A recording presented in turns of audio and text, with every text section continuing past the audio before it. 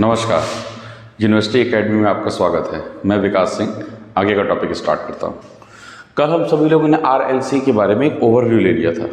अब हम resistance, inductance और कैपेसिटेंस के बारे में एक एक करके पढ़ेंगे। न्यूमेरिकल हम इन सब के बाद में करेंगे। पहले हम RLC के बारे में अलग अलग तरीके से देख लेते हैं। आज हम बात करेंगे रेजिस्टेंस की।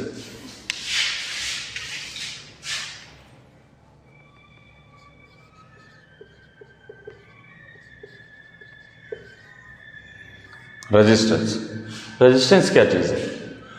ठीक है, देखिए, फ्लो कभी भी कोई वायर है, उस वायर में जो करंट फ्लो करता है उसको जो भी फैक्टर अपोज करता है, ठीक है, उसी रेजिस्टेंस कहते हैं। फ्लो ऑफ करंट को अपोज करना, फ्लो ऑफ करंट जो अपोज करता है उसका मतलब है कि वो उसको क्या कर रहा है, रजिस्ट कर रहा है। तो ऐसा एलिमेंट जो फ्लो ऑफ करंट को अपोज करता है उसे ही रेजिस्टेंस कहा जाता है। यानी रेजिस्टेंस वो एलिमेंट है जो रजिस्ट करता है, सीधे सीधे शब्दों में कहा जाए तो। ठीक है, ये होता है बेसिकली रेजिस्टेंस का मतलब। अब रेजिस्टेंस की यूनिट क्या होती है? तो यूनिट रेजिस्टेंस की होती है ओम। ये एग्जैक्टली होता क्या है तुम्हारा? ये होता है जूल पर सेकेंड। बट जिन्होंने इसका आविष्कार किया था, रेजिस्टेंस के बारे में परिभाषा दी थी, नॉट आविष्कार कहेंगे, उनका सरनेम ओम था। इसीलिए ओम्स लॉ चलता है ना, ओम उन्होंने दिया था, इसलिए ओम के इनका यूनिट दे दिया गया, उन्हीं के रिस्पेक्ट में, उन्हीं के लिए, उन्हीं के सम्मान में दिया गया है। इसका असल मतलब होता है जूल पर सेकेंड। इसका क्यों ऐसा मतलब होता है ये हम बताएंगे। एक्चुअली रेजिस्टेंस होता क्या है?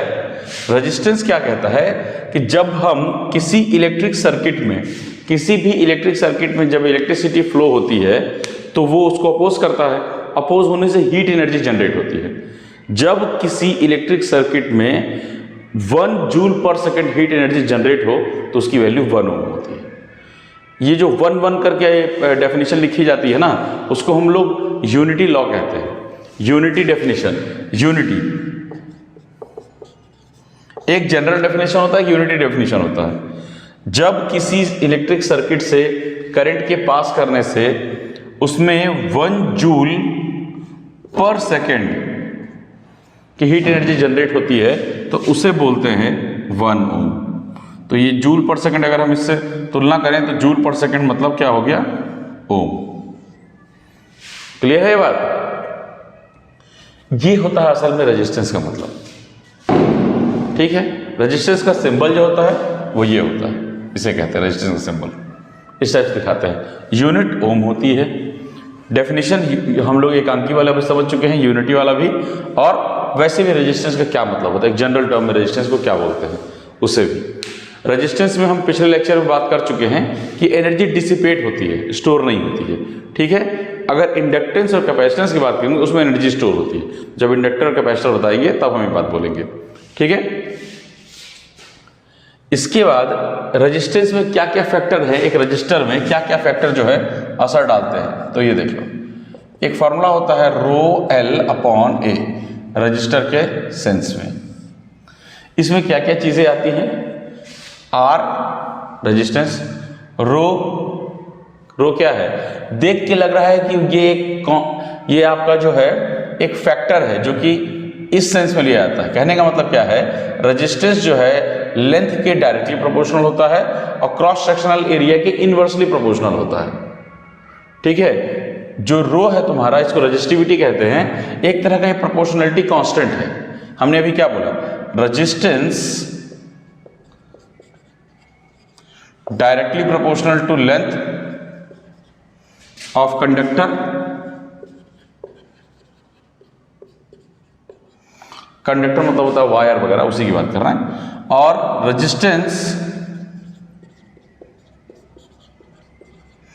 Inversely proportional to the cross sectional area of conductor.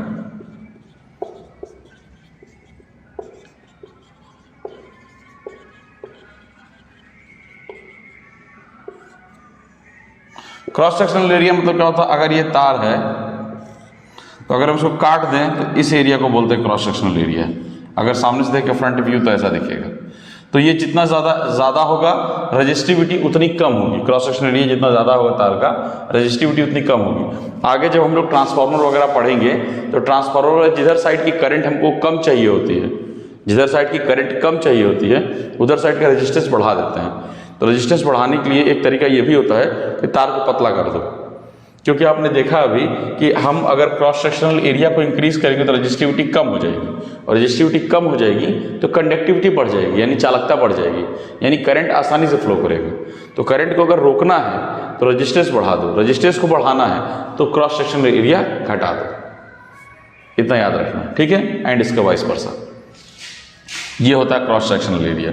अब देखो अगर हम इसको एक लाइन में लिखें तो ये क्या होगा, capital R directly proportional to small L upon A, ये होगा।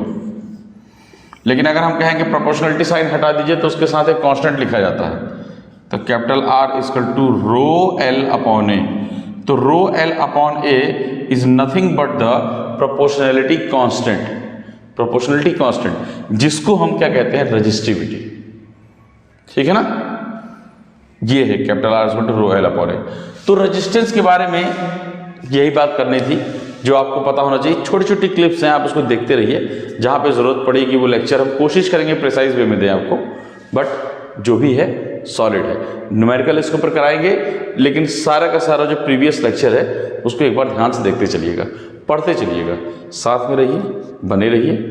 बाकी आगे कोई भी ये लेक्चर चलेगा आपका तो आपका इंडक्टर अभी चलेगा, कैपेसिटर चलेगा, फिर इसके न्यूमेरिकल्स करवाएंगे, देन हम लोग ओम्स लॉ वगैरह पे, मेश और नोडल वगैरह की बात करेंगे, ठीक है। धन्यवाद।